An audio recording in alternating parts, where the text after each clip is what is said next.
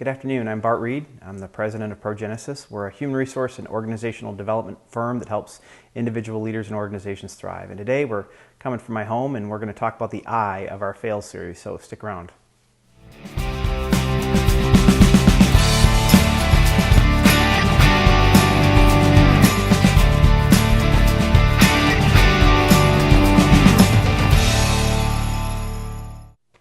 Well, thank you so much for joining us today. As I said before the break, we're going to be talking about the I in F.A.I.L. I've already talked about focus, we've talked about accountability, and thank you so much for all the comments and emails and feedback we've gotten on those first two videos. It's been very unique and interesting to hear how you're addressing focus and accountability within your specific leadership context and your organizational context. It's been sad also to hear some of those stories about the failures you're going through, but trust me, it gets better the better you understand what failure is and how best to leverage your assets you have during failure. So you're asking, Bart, what's the I in the F.A.I.L series? Well, I has to do with the word intention. Intention means doing something on purpose. Doesn't mean having to do it on accident or stumbling into it. It really means doing something on purpose. If you think of a poker game where you're at the table and you hear somebody say, "I'm all in," that's intention. If you think about the word, attention, we take everything we have and we put all of our attention in. We're not out attentioned, which means we pay attention to how we're talking and acting, that we make sure that everything we're doing is focused on the situation at hand. People that are intentional don't waste time. People that are intentional don't waste words or actions, and they make sure that what they have in front of them at that time is truly the most important thing that they're experiencing at that moment. Now, we all know what it means to act intentionally towards something, or at least we know the feeling. There's heightened emphasis on our words. There's heightened emphasis on our actions. Being intentional about something, as we said earlier, means about you are all in, that there is nothing that you're not bringing to the table in the midst of that failure. And your peers can tell, your staff can tell, the organizational context really can be impacted by if you're an intentional leader or an out-tentional leader. And we truly want you to be more intentional in the way that you act. So how do we do that? What are some things we really have to watch to be more intentional in leadership? We're going to talk about that right now. The first concept, aspect of intentional leadership is being intentional with your words. There's an old rhyme that says, "Sticks and stones may break my bones, but words will never hurt me." That's just not true. We find that many times if you're not moving with intention with the words for people around you, whether it be your subordinates or your customers, your peers, or your organizational leaders that are above you, those words can have great impact on the successful outcome of that failure and making sure that there aren't significant and lasting consequences after that failure is long forgotten. Well, the second aspect of intentionality, being a quality leader during failure, is being intentional with your actions. There's an old saying that what you say does not speak so loud as what you do.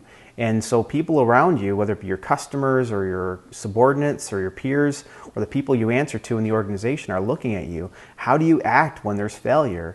Do you blame? Do you withdraw? Do you move forward? What do your actions represent around when there is failure?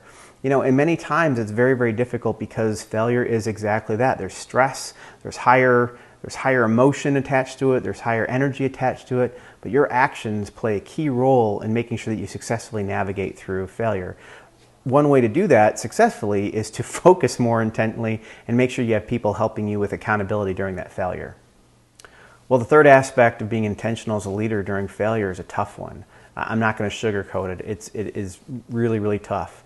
But there is great reward if you can master or get a better understanding around this aspect of intentional leadership during failure. And that's your thoughts. There's an old saying that says, "So a man thinks he is." And when we have intentional thoughts about how we're going to act towards other people, what we're going to do, what's the situation, what's the importance of the situation? What do we want from the situation? How do we be successful in that situation? And how do we honor and help others be successful in that situation? Those start with our thoughts. So our words and our actions come out of our thoughts. And when leaders have positive thoughts about how they can make sure there's a win-win situation for both them and for the organization? How do they make sure they honor their customers? How do they make sure they honor those who may have struggled during the situation and failure? Whatever that thought life is before those words or those actions come out, we find there's greater success in recovering from even greater failures because of that deeper thought life. And so you might be sitting there saying, well, Bart, if I need to be intentional about my words and my actions and my thoughts, it seems like that has a lot to do with self-awareness. And I'd say, yes, you're correct. Leaders who are more self-aware in failure will be more intentional in their actions to recover well from failure. Those that are not as self-aware in failure will have a really hard time struggling with not only their success during failure, but organizational success and team success during failure. You have to be able to understand where you're coming from, what you're bringing to the table, and how where you're coming from and bringing to the table, how that impacts those around you through your words and your actions. And it all starts with your thoughts. Well, thank you again so much for joining me. I hope this gives you a quick insight on intentionality during failure. Make sure your words and your actions, and especially your thoughts, are right in line. Be all in. Put those chips in. It will help you so much with your own personal success through failure, but others as well. And speaking of that, if there's anything we can ever do or I can ever do for you, just again, email me, give me a call, and we can come out and talk and see where you're at with your business, give you some suggestions about ways you can change, or even it's just helping you with your team to be more successful. That's why we exist, to help organizations and individuals thrive in their business. So have a great day. We'll talk to you very, very soon.